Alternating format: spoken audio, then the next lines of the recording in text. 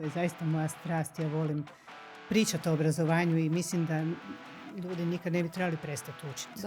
Ovo je sad jedan dobar primjer. Odličan, znači, ako neko prije nije učio ili nije ušao u cjeloživotno obrazovanje, sad više nema, sad treba. Da, sad više ne može reći sutra ću. Jer sutra, ako kaže sutra ću, kasno.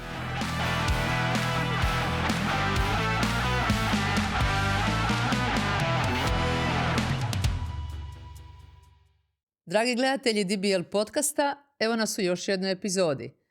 Danas je s nama Carmen Tariba, ravnateljica i osnivačica Ustanove za obrazovanje odraslih Calidus, koja se obrazovanjem bavi još od 2009. godine. Veliki dio njihovog rada usmjeren je prema leadershipu i razvoju ljudi, posebno kod stručnjaka koji u svoju struku, kao što je na primjer liječnička ili stomatološka, vode i timove i poslovne sustave. Carmen, dobro mi došla. Pa hvala na pozivu. Kao bolje te našla i to. Da.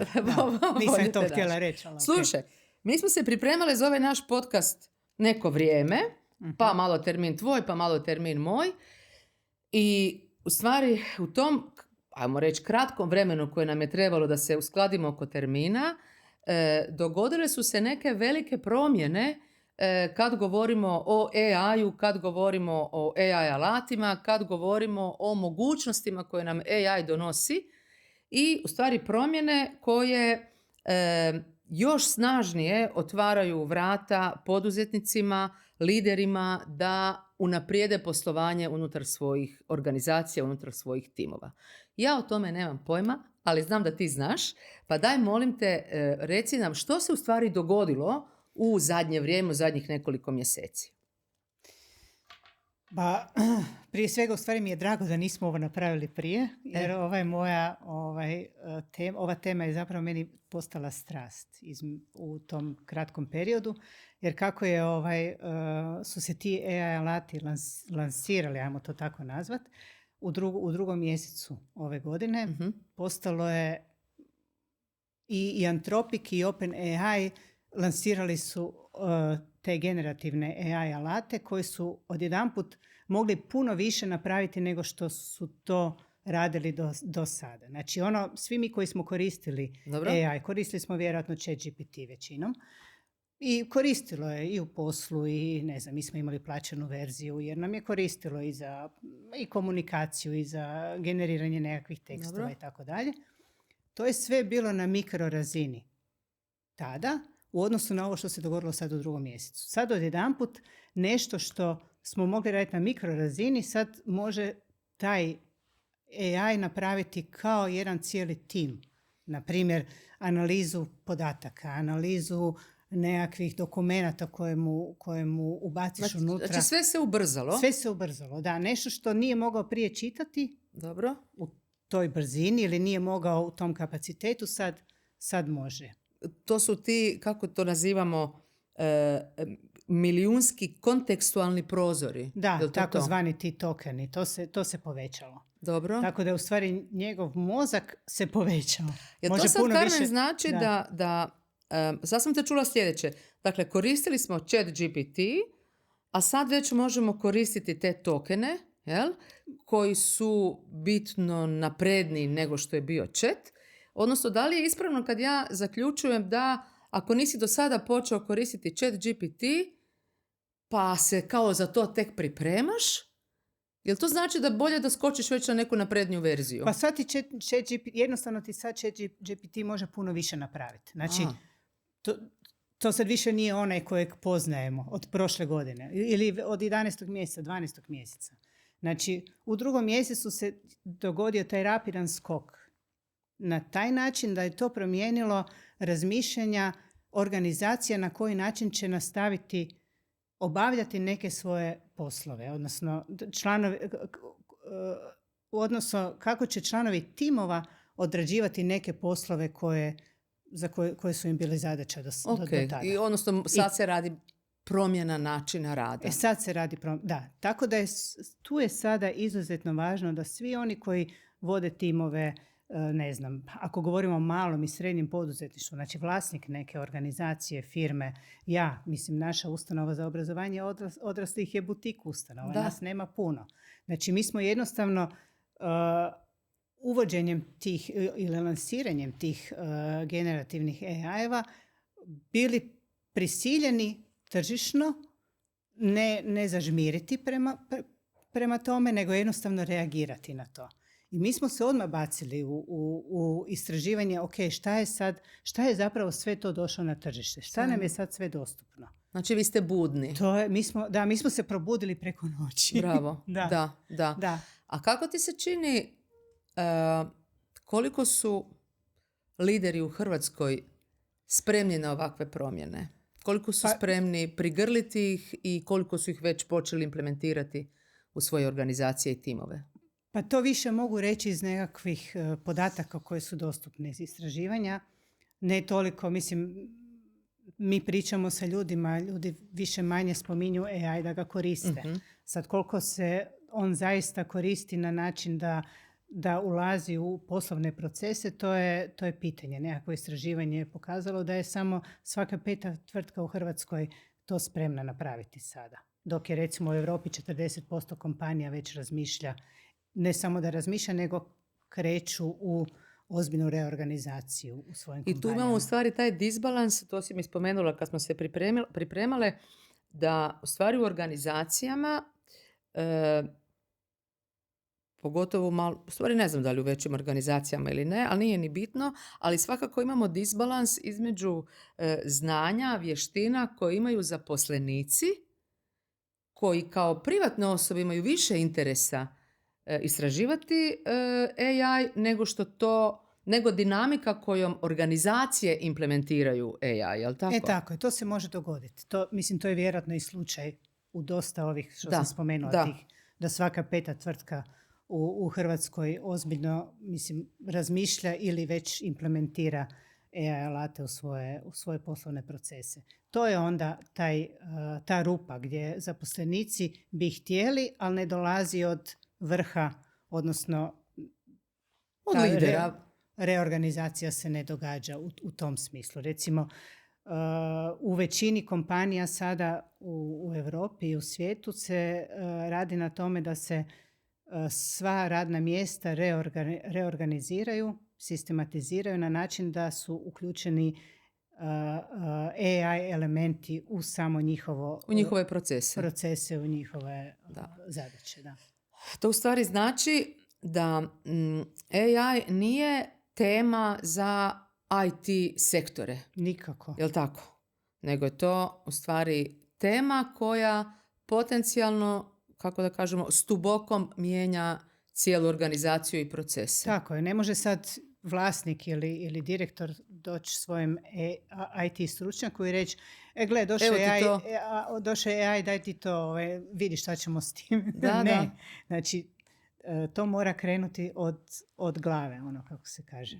Da. A ako lider ne prihvati tu promjenu, šta se tu može dogoditi? Puno toga nedobroga. Puno nedobroga, da. Znači, po meni, a i gledajući sad sebe, isto, ja ne mogu reći da sam stručnjak. Ja koristim, niti uopće neki IT ekspert ili nešto tog tipa. Ja sam samo jako znatiželjna.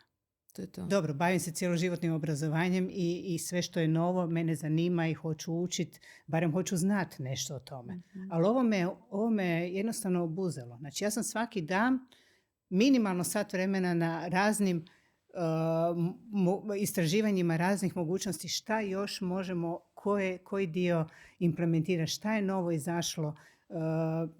Mi sad radimo na reorganizaciji unutar našeg tima. Svako radno mjesto će uključivati jedan veliki element AI-a u njihovim zadaćama. Ali to uopće nije prijetnja. To je, čovjek jednostavno mora biti motiviran za to koristiti. Onaj ko nije motiviran, njega će pregaziti. Neće AI preuzeti njegovo radno mjesto. nego neko drugi ko ko zna koristiti koristiti, AI. da. Da. U stvari, sad te čujem, ti imaš tu strast, želiš naučiti i želiš biti up to date sa tehnologijom koja je prisutna i koja je neizbježna. I olakšati svima nama. I sa strašću pričam o tome. Znači, kogod me pita, ja rado dijelim sve što sam god saznala novo. Probaj ovo. Gle, ja sam ovo implementirala. Pa onda taj neko mi dođe pa mi kaže, ima ovo, ne znam, kod nas radi i funkcionira, pa sad možda to nije iz naše struke, pa nam to ne radi. Ali razmjena iskustva, to je izuzetno važno. Sjajno. Pa da, to je to. Imaš strast, ali u stvari htjela sam reći, ti nisi IT-evac. Mi nismo rekli da to uopće nije tvoja struka, to nema veze s tobom. Nikako. Ti si voditeljica Kalidu škole, je tako? Ali želiš savladati najnoviji alat koji svakako je, kako da kažem, big game changer, je li tako? Upravo to. I sad je cjeloživotno obrazovanje kad počinje, mislim, uvijek je naravno bilo važno. Mislim, to je zaista moja strast. Ja volim pričati o obrazovanju i mislim da ljudi nikad ne bi trebali prestati učiti. Ovo je sad jedan dobar primjer. Odličan, znači, ako neko prije nije učio ili nije ušao u cjeloživotno obrazovanje, sad više nema, sad treba. Sad više ne može reći sutra ću. Jer sutra, ako kaže sutra ću, kasno je. U svakom slučaju, ukoliko ne prihvatimo, ne prigrlimo AI, dogodit će nam se da ćemo investirati puno više vremena u radnju koju i dalje radimo na neki zastarjeli način. Je li tako? Da. Ja volim nekako uvijek spomenuti Excel. Nismo najstarije sada ti i ja, ali sjećamo se vremena bez Excela. Da. Mislim, male smo jako bile. Ali dobro, kad je došao Excel, ili smo odlučili to naučiti, a ima ljudi koji, i danas možda imaju otpor od toga, i ja se onda našalim, oni dalje zbrajaju na abakus, pa sad koliko vremena njima treba da zbroje na abakus, karikiram beskrajno, a koliko to brže, lakše ide onima koji su savladali tu vještinu. Isto tako sad i AI, jel tako? Ista stvar. Znači, ono što je jako važno je, mislim, neće AI napraviti čuda za tebe ili za svakog člana tima. Znači, mi sad motiviramo sve svoje zaposlenike da koriste AI. Mi sad ozbiljno razmišljamo i već krećemo u redizajn naših obrazovnih programa koji će također uključivati AI mentore i takve neke momente. Sad istražujemo koji su najprikladniji alati za to.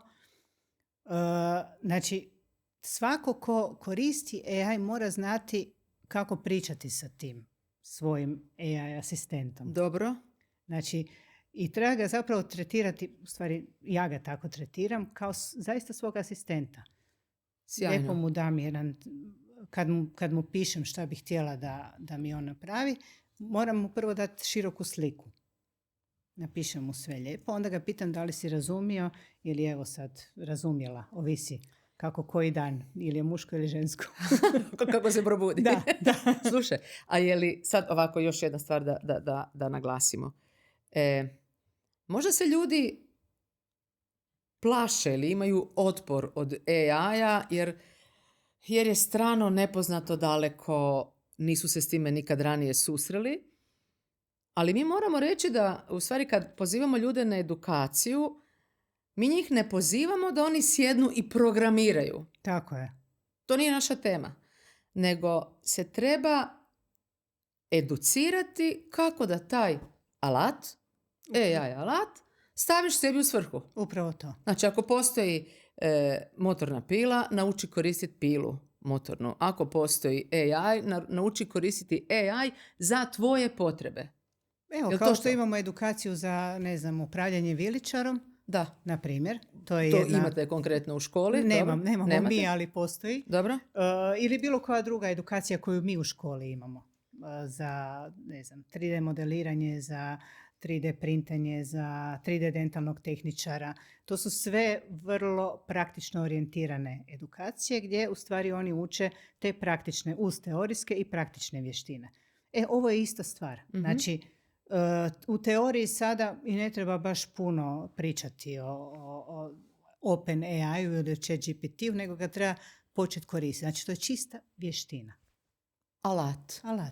Kako ga I lijepo koristiti? si rekla kad smo razgovarale da ne treba naučiti, kako smo to rekle, nećemo naučiti programirati AI, nego se treba istrenirati, educirati za život uz AI. Uz AI, upravo to.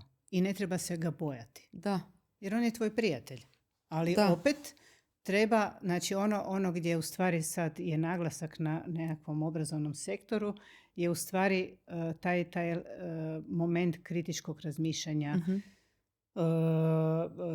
kontekstualizacije onoga cijele teme što želiš da ti u čemu da ti pomogne tvoj AI asistent, jer to recimo on ne može.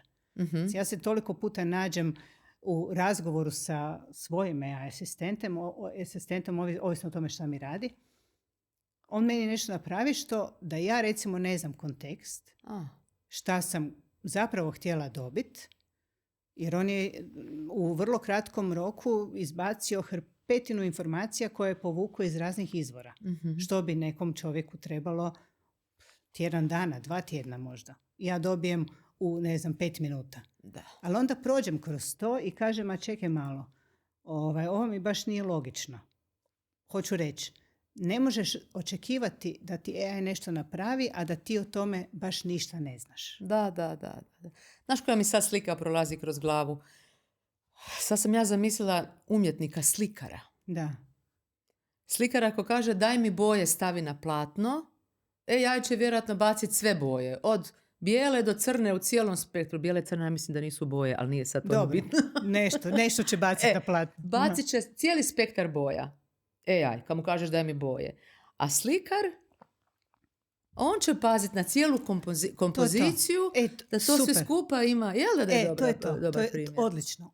To je točno to. Da. To je točno to. Da. I imam nekad momenata, evo baš mi je na LinkedInu jedan dan izašao jedan post, ne mogu se sjetiti ko je to stavio, kako se svađa sa svojim ChatGPT-om. I kao njemu uopće nije neugodno. Četu? Da. Kužiš? Njemu uopće nije neugodno. Što mu nije bed, što konstantno izbacuje krive podatke. Da, pa je. Da. Pa je, da ne promisliš malo, kužiš, mogo bi te povući ne znam gdje, ti se na njega naljutiš, on ti samo kaže da, upravo si. Da, upravo si. Pa onog nova. Da, ja to isto dobijem često. Užas. Da, upravo si. Ne znam, baš sam danas nešto išla raditi i sad... Kako misliš da upravo sam? Naravno da, znaš, sad bi se ti malo posvađala, jel? Vidiš, dobro si to primijetila. Dobro si to primijetila. Ja velim dobro, kad sam dobro primijetila, ajde mi sad istraži da li sam ja to dobro primijetili da to zaista postoji na tržištu, jer je recimo jedan AI alat sad, pričala sam prije 5-6 dana sa svojim AI asistentom o nekakvom povezivanju, pa je rekao da to sad trenutno nije moguće u beta je verziji i danas se nešto razgovaramo i ja spomenem kako bi bilo dobro da se sad može i ta analiza napraviti, a on kaže pa to je moguće. Ma nemoj. Pa čekaj, pa rekao si mi prije. Okay. I tako. Kužimo. Da. Dakle, nije on odgovor za sve. Daleko od toga. Ali to je isto još jedan dokaz. Znači, to mi je sad bio neki aha moment danas. Koliko to brzo napreduje. Prije 5 dana nije postojalo. Danas već postoji. Sad jedva čekam doći doma da vidim da li to stvarno je istina. Ali Karle, mene to isto malo plaši. Kužiš, ja sad recimo kad pogledam u svoj kalendar, mislim, ne znam da li tučem i di udaram otprilike i ne znam di ću prije i negdje u kalendaru mi stoji, odi na onu edukaciju koju si, ne znam, upisala prije 4 mjeseca. Okay. Ja ću vjerojatno otići na tu edukaciju, ali sad ovako kako slušam tebe, da se u 5 dana puno toga promijeni, da li smo mi već u defaultu u zaostatku? Kako da ti kažem? Da li mi već sad... A ne treba to tako gledati. Mislim da znam šta hoćeš pitati. Znaš, malo me frustrira me to, da imam dojam da sam ko hrčak, da stalno nešto pokušavam tu uhvatiti, a da mi se stalno izbacuju nova rješenja i diže mi razinu frustracije jer nisam savladala ni ovaj basic, a već smo bacili neki level up. Ne, to nema veze. To će stalno rasti i to će stalno napredovati. Znači, mi samo moramo sad uhvatiti se u korak sa time i početi implementirati. Jednom kad počnemo svi skupa implementirati, dobro, onda ćemo sami dolaziti do rješenja koji će nam trebati za naše poslovanje. Ali ako mi sad ništa ne napravimo, onda smo u strahu o kojem ti sad pričaš. Da. Može biti taj strah za, ne znam, mjesec dana od sada. Da. Mislim, Kužim. I u stvari ti kad osjetiš te prve benefite Da, AI-a, da. koliko ti je olakšao život u odnosu na neka, da kažem, starija vremena ili prijašnju praksu, onda u stvari osjetiš benefit pa ti se stvori motivacija da tražiš Da, još. Pa onda da. ne upisuješ u kalendar da ti se dogodi edukacija sredinom 6. mjeseca, već u stvari, ko što si ti malo prije rekla, tražiš svaki slobodni trenutak da ga istražiš i da ti još više olakša život. je li tako? Da. Zato što, mislim, mene to zanima. Sad, s druge strane, ako pričamo o nekakvoj reorganizaciji ili pričamo o organizaciji gdje jedan lider sad hoće implementirati AI alate u svoju organizaciju. Prije svega, on mora početi koristiti, on ili ona. Moraju početi koristiti jer bez toga neće znati koji su benefiti, koje su prednosti, šta sve određeni je. Ne mora znati niti sve, ja ih ne znam. Mislim, ja svaki dan nešto novo čujem. Ali zato svaki član tima, ovisno o tome koji posao radi, ima isto tako zadaću Nešto istražiti. ići u korak sa time šta u tom području se novo događa. Jer nećemo nikad sve znati koliko toga. Sad je A je šuma. to onda novi mindset organizacija? Vidiš što želim pitati. Jer recimo sad kad gledamo stare organizacije, onako hijerarhije neke od direktora, voditelja, pa onda hijerarhija spuštanje dolje, nekako se očekivalo da lider ima viziju, strategiju, da istražuje nove puteve, nova rješenja. A ovo danas, sad sam te čula, traži od organizacija da svi članovi budu more open-minded i polako istražuju, njuškaju, implementiraju. To je moje mišljenje. Zašto? Ali slažem se, jako mi to ima išlo bi iz smisla. ove pozicije. Znači, evo sad kad mi radimo reorganizaciju. Sad imamo kreativni tim. Kreativni tim, ja znam nešto o nekim alatima, AI alatima koji u tom području mogu pomoći. Za generiranje imidža, za generiranje AI videa, za ovo, za ono. Ovisi šta nam treba. Znam to sada, ali taj neko ko je samo taj segment posla radi u organizaciji. Dobro. Ne mora znači da to što sam ja sad rekla, ja znam za te alate, koristi to. To koristi sada. Ali možda taj neko ko to radi zna za neke druge alate. Interesira se u međuvremenu, privatno se interesira. Događa se i to da privatno se ljudi interesiraju pa bi htjeli nešto implementirati na poslu, a recimo još organizacija nije spremna za to. Da, to malo diže frustraciju, ali to su dragulji. To su zaposlenici dragulji koje treba onda i prepoznati i njegovati. A šta sad to znači recimo s aspekta zapošljavanja? Kako ćemo mi kadrove tražiti u budućnosti? Kako će to ljudi biti? Oni koji imaju ekspertna znanja ili drugačiji mindset? Pa jedno i drugo. Ovisno o tome u kojem području sad tražimo zaposlenika, ali svakako neko ko je AI digitalno pismen. Između ostalog, da. I znati željan. Da, čak i ne mora biti. I recimo da sad taj neko dođe do nas i kaže evo ja sam jako kreativan, htio bi biti na toj i toj poziciji, ok, da li si otvoren prema tome da radiš u koliko si digitalno pismen, ili nećemo biti koliko si digitalno pismen, nego koliko znaš raditi u raznim alatima i tako, pa ne znam, nisam još radio, ali želim i, mislim, ako neko radi u Photoshopu ili je radio u bilo kojem Adobe programu do sada, što dizajneri recimo rade, sad postoje AI toolovi koji isto tako zamjenjuju neke od tih alata koji su unutar Adobe paketa, recimo. Tako su meni ovi dizajneri rekli. Sad ja možda sam rekla neku glupost, ali recimo ako taj dizajner nije zainteresiran za implementaciju nekog od AI alata, on neće moći nastaviti dalje u ovom okruženju raditi. Dakle, na taj način. Pasivni mindset, njemu nema mjesta, ja bih rekla. Da. Jednostavno mora se sprijateljiti sa tom novom tehnologijom. Svako od nas. Da. Svako od nas. Moraš biti znati željan. Da. I Da. nije sramota reći ne. To treba isto krenuti i od lidera. Znači, reći, ok, ja to ne znam, ali sam željan ili željna naučiti. I njegovati tu kulturu. Da. Da jednostavno, mislim, to je toliko sad rapidno i brzo se sve napreduje, da ne mogu svi sve znati. To je jednostavno nemoguće. Ali znači mijenja se kultura u organizacijama, Mijenja se, tako? Da. Korporativne kulture, tako je, imaju promjenu smjera. Pasivno, ne da nije dobro došlo, nego nema više mjesta za pasivnost. Da. Svi mi u svojoj domeni, što god da radimo, u stvari možemo pronaći negdje neki AI tool koji nam može naš posao olakšati. Tako je. Jel' tako? To je to. Da. Znači da radiš ne znam što, AI vjerojatno ima odgovor i može ti tu dati neki support. Da. Ja sam probala nekoliko alata i to je još bilo prije ovog buma sad u 2. mjesecu, jer me baš zanimalo da mi olakša neke procese, meni koje ja radim. Pa neki su prošli, neki nisu prošli. Negdje sam vidjela da mi izbacuje neke stvari koje... Pa nije mi ga se ni dalo učiti. Kužim. Da, jer nije još bio spreman.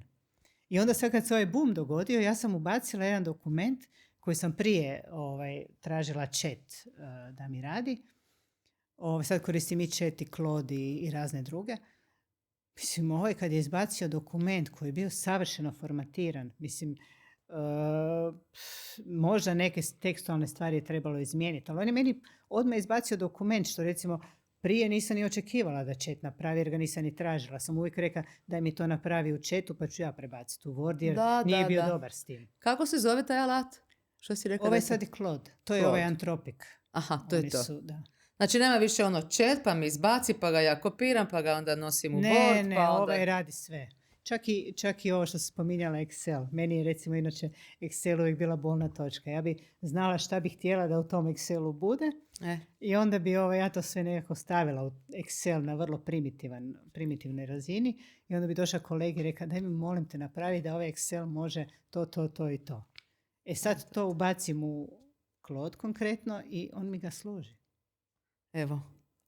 Ludilo. U vrlo brzo. Koliko god je ludilo, mislim super je to, ali hoćemo li ostati bez posla? Šta ti se čini? Hoće li AI preuzeti naše poslove? Ne. Ja sam čvrstog uvjerenja da se to neće dogoditi. AI neće nikad preuzeti nekome radno mjesto, već će preuzeti onaj ko zna koristiti AI. Zato što će se AI nalaziti sad u opisu svakog radnog mjesta. To kreće, to je u Europi već. Znači nemoj se plašiti AI-a, nego ako se baš bolje, nemoj gledati u AI kao opasnost, već u kolegu koji je na treningu, koji uči. Koji uči, da, upravo to. I uči od njega. Da. A kako izgledaju sad ta učenja, recimo? Kako vi u vašoj školi u Kalidusu pripremate programe? Jel to sad ima efekta i na modele rada, na trajanje nekih programa, na, ne znam, prisutnost studenata, učenika kod vas u školi? Jel tu već dolazi do nekih promjena? Pa tu isto dolazi. Sad su, evo recimo, ta dostupnost tih AI alata je dovela do toga da se neke praktične vještine mogu raditi online. Mi sad to istražujemo. Znači, krenut ćemo od nekakvih programa koji ne trebaju tako zahtjevne praktične vještine. Recimo 3D modeliranje je nešto što se može u potpunosti online učiti, jer je to software koji cloud-based, znači negdje na serveru, koji si polaznik instalira i on vježba i uči sa instrukcijama koje dobije od trenera.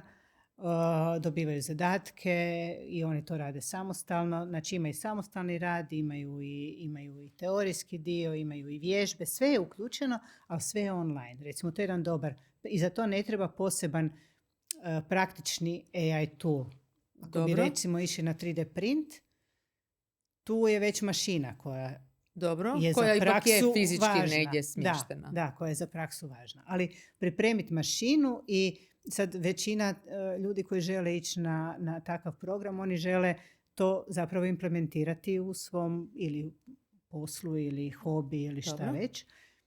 Pa će si i razmišljaju o tome ili su već kupili 3D printer. Tako da postoje već i AI alati koji simuliraju pripremu tog 3D printanja. Kako bi u stvari... Može ga pripremiti da on to može doma sam napraviti. I ne mora doći I fizički ne u mora školu. doći fizički, da. To u stvari... Ista stvar je za 3D dentalnog tehničara. Ne mora fizički doći. Znači, svi ti softveri već postoje. I oni se mogu vježbati online. Da bi onda kasnije isprintali to kod sebe u laboratoriju, ako su si recimo investirali u 3D printer. Ok, ovo mi je super da malo naglasimo. Dakle, ako neko želi ići na takvu vrstu edukacije za 3D dentalnog, kako si rekla? Tehničara. 3D dentalni tehničar. On ne mora fiksirati termin u svoj kalendar, ne mora fizički doći kod vas u školu ili ne mora 100% biti prisutan u ustanovi, već se to može odraditi i online i u nekom svom vremenu. Da. Idemo prema tome, znači da su svi programi apsolutno prebaci na online varijante, onda oni ne mogu biti akreditirani, barem ne sad u ovom trenutku. Dobro. Ovi programi jesu akreditirani kakvi su sada, ali oni ne dozvoljavaju u potpunosti online provođenje nastave, već taj praktični segment se mora događati kod partnera u gospodarstvu. Mi imamo partnere iz gospodarstva kod kojih se ide na praksu, ali to sad i ti programi duže traju. Mi idemo prema tome da se reorganiziraju programi i da se prema tim mikroučenjima. Mikroučenja sa interaktivnim zadacima, je li tako? Da. Znači napuštamo te neke, kako da kažem, klasične tečaj mod. Da. Jel da? Da. I na ovaj način dobijemo onda i mogućnost da obuhvatimo veći broj ljudi. Znači ne samo oni koji su u Zagrebu koji i okolici. ne moraju biti tako i u Zagrebu nužno, super. Nego možemo ići na cijelu Hrvatsku, možemo ići na regiju. Mislim, na kraju krajeva jezik nam je svima razumljiv. Tako da ni tu ne moramo imati ni intervencija. Mislim, široke su mogućnosti i u obrazovnom sektoru. A kažu za neka istraživanja, negdje sam uhvatila, kako čak više od 90% zaposlenika po nekim anketama, ja nažalost sad ne mogu reći koje su to, kažu da bi radije ostali kod poslodavca koji ulaže u njihovu edukaciju, nego kod onoga koji ne ulaže, a gdje je plaća veća nego kod ovog prvog. Da. Kako je to interesantno što sve, kako da kažem, koliko ljudi polako postaju osviješteni da je to cjeloživotno učenje zaista i dostupno i potrebno. Da, apsolutno. Mi to potičemo na svim razinama, mislim i u razgovorima i naravno, mislim, kod nas još uvijek, nažalost, to cjeloživotno obrazovanje nije toliko rašireno kao što je u nekim europskim zemljama. Mi inače radimo u cijeloj Europi pa vidimo te razlike koje postoje. Mislim, doći će to, ja sam optimista. Mislim, to kod nas dolazi i tu je.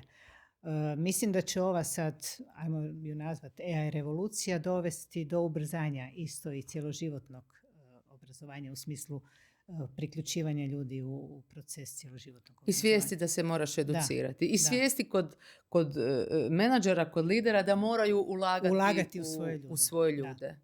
Da. Mislim, to je sad nije idem ulagati zato što mi je to, ne znam, u budžetu, pa sad ajde šta bi vi htjeli. Ili neko je pitao neki tečaj. Da. Nego baš strateški planirati to ulaganje u obrazovanje. To je jako važno. Ti si mi spomenula za fluktuaciju, koliko košta gubitak jednog zaposlenika. Pa 200% njegove plaće više, znači 200% njegove plaće košta gubitak i fluktuacija, znači odlazak čovjeka nego što je ulaganje u edukaciju. A recimo ta neka edukacija se gleda kao trošak. Da, ona je trošak, ali ovo je veći trošak. To je investicija. Da, trošak je investicija, da. tako je. Ali ovo je baš trošak. A viš kako, recimo, kupiš stan i to je investicija. Moraš negdje živjeti. Da.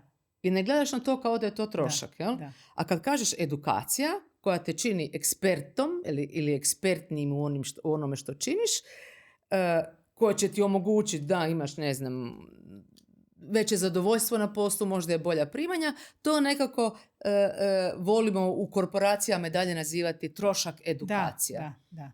Mi to baš osjetimo. Ali ovo mi je super važno kako si naglasila. Dakle, ako zaposlenik ode iz firme, njegov odlazak košta organizaciju, neka je statistika, od 150 do 200% troška, trošak edukacije, odnosno te edukacije koje smo njega mogli uložiti. Da. Jer opet treba uložiti u sami proces regrutiranja čovjeka. Mislim, to isto. Ali ja mislim da to ide, više ide prema trošku plaće. Mm-hmm. 200% trošak plaće. Da. Pa i to je moguće, jer to što kažeš, regrutiranje, oglas, tvoje vrijeme, selekcija, to nikad kraja. Onboarding. Da. Mislim, pa dok ti njega dovedeš do one razine gdje je bio ovaj prethodni. Da. Dakle, to sve, mislim, to zapravo ljudi toliko ne računaju, ali to je neko izračunao i baš mi je drago da je. I bilo bi dobro to malo osvijestiti. Da. To je ogromno. Je. To je ogromno. I onda kad ti čovjek kaže, daj mi plati edukaciju, mm-hmm. a ti ga gledaš i kažeš, čekaj da vidim da li si mi u budžetu. Da. Oh no. Da. Ne ove godine, nego sljedeće godine. Da. Mislim, imamo dobre... Pazi ovo, sljedeće godine ćeš ići na onu AI edukaciju koju je sada osmislila kuća ta i ta. Znači, to sljedeće godine ne vrijedi 2,5%. Je već prošlo, da, to je već... Nema veze, da. Ali tu mi je negdje point, koliko se sve skupa onda mora svijest promijeniti. Apsolutno. Jel to je opet na vlasniku, na lideru, na menadžeru, na direktoru već. Da, onaj ko recimo upravlja ljudskim resursima ili ljudima, da kažemo ljepše. Da li tim, da li cijelu organizaciju, ali kogod upravlja sa ljudima, to mora imati osviješćeno kod sebe da bi to mogao prenijeti onda svojem timu. Kako ste vi u Kalidusu odgovorili na AI? Pa mi smo ih motivirali, znači svakog člana tima. Znači kad se pojavio prvi alat AI-a, to bilo prije x godina, mi smo ga krenuli smo odmah u istraživanje da vidimo kako to funkcionira. I onda smo vidjeli da nam u nekim stvarima može pomoći. Mm-hmm. Mislim, stvarno ubrza neki. Pa na kraju krajeva, čak i da složiš, to su sad stvarno bile te mini zadaće koje si mu mogao dati jer nije mogao puno toga obraditi. Pa recimo da čak napraviš neki dokument i da mu kažeš daj mi ga malo proširi na ovaj i ovaj način, ali ovo ti je baza. Već je tu napravio puno da ne moram to ja napraviti. Mislim, to su stvarno mini stvari. A sad da ne govorim I tu smo već krenuli ljudima govoriti izašao je ovaj tool koji je super koristan, vama će olakšati, počnite ga koristiti. Ako ništa drugo, koristite ga za istraživanje. Jer mi se puno bavimo, kad radimo obrazovne programe, kad radimo na projektima, mi se puno bavimo istraživanjima potreba tih područja, ne samo kod nas, nego u cijelom svijetu. Znači, to istraživanje koje bi jedan čovjek odradio i googlao je trajalo puno više i duže nego što je trajalo sa chatom, da moraš ga provjeriti. Naravno, znao je, to su bile tada te beta verzije gdje je znao dati neki link koji nije aktivan i tako. Tako, mislim, trebaš ga koristiti da skužiš da nije savršen. I onda da znaš u čemu ga trebaš provjeravati, pa je znao izmisliti neke podatke i tako. Mislim, zato opet kažem, ti moraš znati. I to je to što ti kao lider u Kalidusu u stvari radiš. Istražuješ AI, challengeiraš ga i identificiraš mogućnost njegovih primjena u vašoj organizaciji. A sad, jel to, Carmen, znači, vidim ja taj prozorčić, ali recimo, mnogi ljudi bi rekli, ok, sad je taj AI omogućio da brže pripremimo odgovor, da mi istraži neki zakon, da mi, ne znam, brže da što god sam tražila. To znači da više ne radim 5 dana u tjednu, već radim kraće. To vjerojatno je točno ako si fokusiran samo na isporuku ciljeva. Međutim, tebe ja sad čujem i znamo se cijeli život, ti sigurno taj petak koji ti se otvorio ili i četvrtak i petak koji su ti se sad otvorili, pretpostavljam da ga koristiš to vrijeme upravo u istraživanje. Baš to. Jel da? Baš to. Ja nisam stala od kad je sad to. Mislim, ja sam ko malo dijete. Pa da, vidim, svih si nastavila na ignor. Nema vremena, ono sad to sve nešto istražuje. Super. Da. I stvarno smo već puno napravili kod nas u organizaciji. Da. I ljudi su prigrlili AI od početka.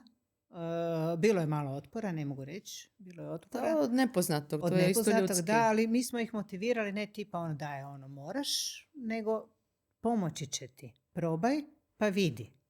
Ali obrati pažnju na to i to. Znači, opet mi ga moramo koristiti da možemo reći iz iskustva, znači na šta treba obratiti pažnju. To je sad dakle, isto i otpor situacija. se događa. Da, događa se otpor. To vjerojatno, mislim, sad svako ko je to počeo koristiti u svojim organizacijama najlazi na slične situacije. Da. Ali onda opet, mislim, niko ne želi, opet sad govorimo o fluktuaciji, znači niko ne želi izgubiti člana tima.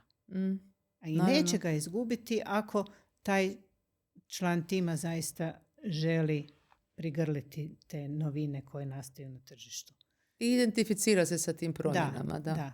Ako ima kompletan otpor i ne želi, ja mislim da ne ostaje drugo nego jednostavno to tako prihvatiti, nažalost. Da. Ali opet, evo, idemo prema tome da zaista radimo na motivaciji. I to je ono gdje u stvari, ja mislim, je velika zadaća lidera. Motivacija je znatiželja. Ali da bi mogao prenijeti lider motivaciju, on sam mora biti znatiželjan. Da. Bez toga nema. AI nikoga nije pojeo, to nije transformer koji sad od nekud se izađe van, i pojede, on te neće pojesti. Da. Čak da pači, jako je ljubazan. Da, preljubazan. Da, razgovara se s tom. Kužiš, nema svađa. Jako si lijepo ovo složila i tako, čak mi i previše tepa nekad. Da. Pa mu kaže, maj malo. Olabavi. Govorila si o mikroprogramima. Da. Što u stvari znači to mikroprogrami i zašto ste krenuli u taj smjer koji je nekako kontra ili drugi smjer u odnosu na klasične akreditacije? Pa zato što je sve tako brzo. Mislim, i to čak i nije samo sa pojavom AI-a. Mi smo već o tome razmišljali i prije i napravili smo jedan program koji je bio taj mikro učenje, gdje je imao kratke videiće za samostalno učenje, razne zadatke, razne vježbe na temu financijske pismenosti za djecu. To je globalni problem, financijska pismenost, pa smo odmah sa tim programom krenuli internacionalno. Tu nas je opet motivirala,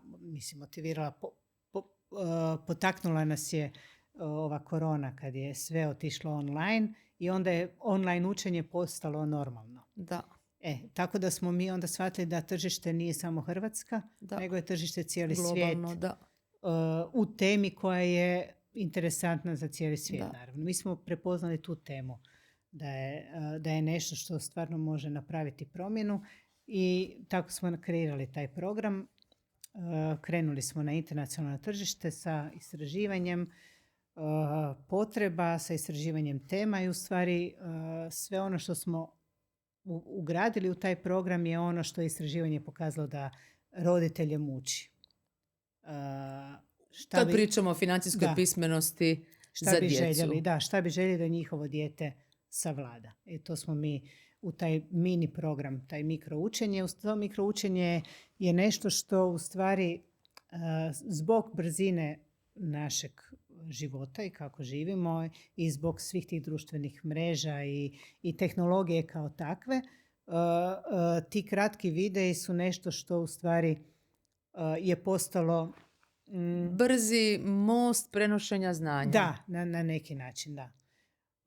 Tako da smo išli istestirati to i to stvarno funkcionira. E sad, šta se dogodilo? Dogodilo se to da je sad pojavom ovih AI novih momenata i taj program je treba redizajna. Updateati. Da, treba ga updateati. I Dakle, vi koristiti ste ga već ove osmislili GetFinUp, financijska pismenost za mlade, osmislili ste ga u koroni, je li tako? Kad smo shvatili da smo globalno selo, da je sve povezano, zato vam nije trebala akreditacija tako je. od ministarstva prosvjete, je li tako? Kako se zove to ministarstvo naše? Tako nekako? Ministarstvo znanosti. Da, i obrazovanja. Da, mi možemo i ovdje na tržištu nuditi kratke programe. I što ćemo sad i raditi, samo ih nećemo akreditirati.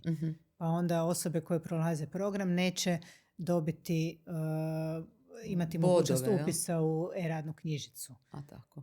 Ali ćeš dobiti znanje. Ali ćeš dobiti znanje, da. Ali nama zapravo nije, nama je cilj ići globalno. To je nama.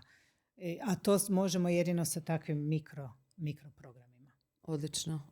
Da. A kad smo spomenuli financijsku pismenost mladih, evo imate kroz Kalidus i kroz GetFinUp lijepo, bogato iskustvo, pa daj malo podijeli nam tu priču, kako je uopće krenulo s tom, kako ste došli do ideje da pokrećete program za financijsku pismenost, financijsku edukaciju mladih. Šta se dogodilo? Pa, to ću sad lijepo povezati s ovim AI-em u stvari. Ajde. Ista je stvar. Znači, potreba. Znači, nama su djeca bila 12 i 14 godina kad je ta tema postala aktualna kod nas doma, gdje je došla starija i rekla je, bili smo za ručkom, ona je pokazala mobitel i rekla je, ja bi ove tenisice. Mi smo pogledali tenisice, mislim, prvo što smo vidjeli je bila cijena. Ona prvo što je vidjela, to su lijepe tenisice. Da. Cijena opće... Pa šta, nije ona to da gleda u cijenu. To pada tu sa stabla. Da. S čim ćemo kupiti, jel? I to lako. Da. I on samo, lako pero. Da, lako pero, njoj u krilo. I evo, to je došlo. I onak, muž i ja se pogledamo, pa jesi ti vidjela cijenu? Pa Da. Uopće nije bilo... nismo niti razgovarali o tome, jel ti znaš da je to skupo, jer ona uopće nije znala vrijednost novca. Znači, ona je došla i rekla, ja bi ove tenisice, ne gledajući u cijenu, ne razmišljajući mogu li se te tenisice priuštiti. To njoj nije bilo bitno. A tenisice su bile 600 eura. Da. Znači 600 eura tenisice 15, 6 nego 600, je njoj bilo 6, ko da ide sad kupiti sladoled. Toliko koliko nije kužila vrijednost novca. I dobro, u redu. Znači, to uopće nije njezina krivica. Mislim, naravno jer to nije došlo od nas. Mi nismo o tome razgovarali doma. Da. Jer i većini nas je novac na neki način tabu tema doma, a trebala bi biti otvorena tema i trebalo bi se otvoreno pričati o tome. Onda smo mi skužili. Trebalo bi se otvoreno pričati o tome da smo i mi radili greške, jednom kad oni krenu i sami planirati svoj budžet. I uglavnom, iz tog neznanja o samoj vrijednosti novca smo mi rekli, ok, nisi ti kriva, ok, to je skupo. Neki ljudi rade cijeli mjesec za 600 eura, tako da ne. Nećemo ti to kupiti, ali ako želiš, možeš si zaštediti. Mislim, ako ih toliko želiš. Super. I onda je bilo šta to znači štednja i tako. I onda u stvari naš prvi nagon je bio da idemo vidjeti neki tečaj. Mi se bavimo obrazovanjem. Da idemo vidjeti neki tečaj. Da upišemo nešto online ili negdje da ih odvedemo da nauče. Vjerojatno postoji. I nismo ništa našli. Znači ništa nije bilo na tržištu. Šta god smo gledali, kod nas nije bilo ništa na hrvatskom. Gledali smo i okolo. Bilo je nekakvih PDF-ova, bilo je nekakvih YouTube kratkih videića, ali ništa povezano da ju dovede do, recimo, izrade jednog kompletnog budžeta. I vjerojatno ništa prilagođeno tom uzrastu koji nije uzrast kad smo mi imale 15 godina, Da. nego ili možda se i dalje su se nudili materijali kao tad kad smo ti i ja imale 15 godina, a u stvari ovdje pričamo o nekoj generaciji koja ne podnosi sporo i dugo čitanje. To. Jel tako? Znači, PDF-ova ko u priči, Da. znači to je no go. Da. To je, znači, i to ta mikro učenja. To je to. Znači, to mora biti kratki videi, interesantno, interaktivno, nešto što će dijete zaista htjeti pogledati. Da. Mislim, ni tomu se neće dati gledati. Ali opet to treba napraviti interesantnim da i to malo pogleda. Ali zato mora imati zadatke. I onda smo mi u stvari krenuli, vidjeli smo da nema, onda smo krenuli mi razvijati sami svoj tečaj. Za njih. Super. Za njih doma. Super. I evo ih sad jedna i druga, dobro više ne žive s nama, ali jedna i druga štede, investiraju, izdvajaju. Znači, nije bilo to odmah, znači trajalo je neko vrijeme i mi smo trebali biti ti koji smo trebali biti uporni u tome. Da. Jer mi smo na početku rekli, ok, napravit ćemo mi tebi budžet, tebi i tebi, pa evo prihod, šta je prihod, vaš džeparac, prihod vam je ono što dobijete od bake i dide, pa ono, ne znam, za rođendan, ako dobijete novce, to vam sve ide u prihode, a troškovi su sve to što vi, mislim, ako uključujući vaše tenisice od 600 eura. Uključujući sad, napravi si plan kako možeš, koliko će ti vremena trebati, ako pametno raspolažeš sa novcem, koliko će ti vremena trebati da ušteđi za te tenisice od 600 eura. I onda je bila motivirana. Jedna i druga bile su motivirani kao super, jer su htjele nešto što je njima bila želja. Da su im rekli daj napravite budžet bez da one imaju neku želju za šta uštedjeti, ne bi ga nikad napravili. A moraš imati neki cilj. To im je bio cilj, znači, i onda su skužile, ali čak i ta želja, koliko god im je bila jaka za te tenisice, opet ih nije motiviralo da radi taj budžet jer ih je ta Excel tablica odbijala. Demotivirala. To im je bilo joj. A mi smo baš htjeli da oni krenu raditi taj svoj mali budžet. I onda, tako ali ste vi išli sa starim alatima. A smo išli sa starim alatima, da.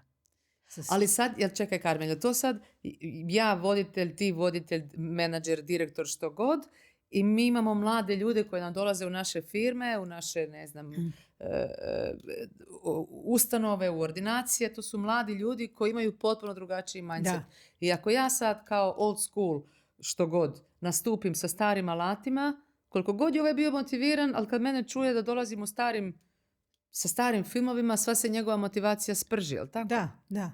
Jer on vjerojatno zna neki drugi alat ili moment na koji bi on bio motiviran da bi odradio taj zadatak. Tako da tu isto treba gledati da se ide u korak sa vremenom. Tu smo onda skužili da ovo, kako smo mi postavili, ok, mi smo sad išli korak po korak jer smo imali cilj da oni taj Excel ispune. Nisu ga ispunile, nego smo nakon 3 mjeseca što smo pustili, one će to same, jer imaju želju, one to hoće, imaju cilj, no nije se dogodilo, onda smo rekli, ok, ajmo sad mi zajedno to napraviti. I onda kad smo zajedno sjeli, onda su ga zapravo popunile i onda su ga pratile svaki mjesec, trebalo ih je podsjetiti, ali im taj Excel bio odbojan i dalje. Onda smo išli gledati, ok, na koji način možemo to napraviti da to bude interesantno. I tako je nastao GetFinUp. Da. Bravo. Da. I tu se može povući paralela, znači to je nastalo iz potrebe, taj tečaj. Svi naši tečajevi koje provodimo u Kalidusu su zapravo nastali iz potrebe tržišta rada. Jer surađujemo sa kompanijama koje dođu i kažu treba nam program, ne postoji na tržištu za kompetencije koje bi trebali steći su te i te. I zato tako ti kao lider 3D škole... dentalni tehničar, tako su nastali ovi 3D programi, sad krećemo sa dronovima i tako. Stalno nešto novo. Za drogerista smo napravili edukaciju zajedno sa DM-om. Ima tih lijepih programa koji su svi nastali iz potrebe tržišta rada. Ali ti ne možeš program pripremiti ako sama ne savladaš osnove, da barem tako kažem. Ili imati stručnjake koji surađuju i koji su zapravo kreatori samog kurikuluma. I to je taj naš spoj. Znači mi radimo sa stručnjacima s tržišta rada koji kažu šta je to što je potrebno. Mi ga onda uobličimo metodološki i sve onako kako treba za akreditaciju, za provedbu i sve ovo ostalo što treba. Ali su nam svi predavači dolaze s tržišta rada. Odlično. Idemo polako prema kraju. Spomenuli smo lidere, dosta o njima pričamo. Jel imamo neku poruku za njih? Kako se oni trebaju pripremiti za cijelu ovu promjenu paradigme, za AI s kojim već živimo? Šta ćemo tu? Za početak se trebaju informirati, trebaju početi koristiti. Znači korištenje. To je ono. To je must. Bez toga ne ide. Dakle, kreni koristiti odmah i sada. Odmah i sad. Ako nisi jučer, kreni sad. Da, dakle ne čekamo neki savršeni trenutak. Da. I to se ne može delegirati, ovaj će mi biti voditelj AI transformacije. Dobro, može vjerojatno biti neko, ali ti kao lider moraš znati šta taj neko će raditi. Je li postoji onda neko radno mjesto u organizaciji gdje se ne može AI implementirati?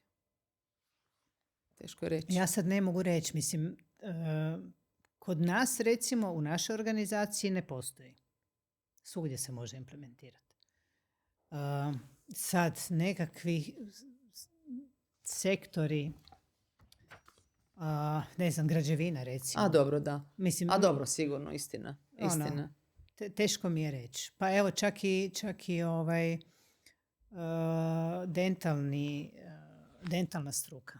Mislim, ima momenata gdje, mislim, AI ne može napraviti posao, pretpostavljam. Ali ja moram reći, ja od svoja 2 dolaska kod mog stomatologa, moram reći, jako sam se iznenadila šta je sve, do kakvih je sve promjena došlo. Aha. Na bolje, naravno. Dobro, ja nisam dugo bila kod stomatologa, pa ne znam. Znaš, to je dobro, iznenadit ćeš se. Super, jedva čekam doći.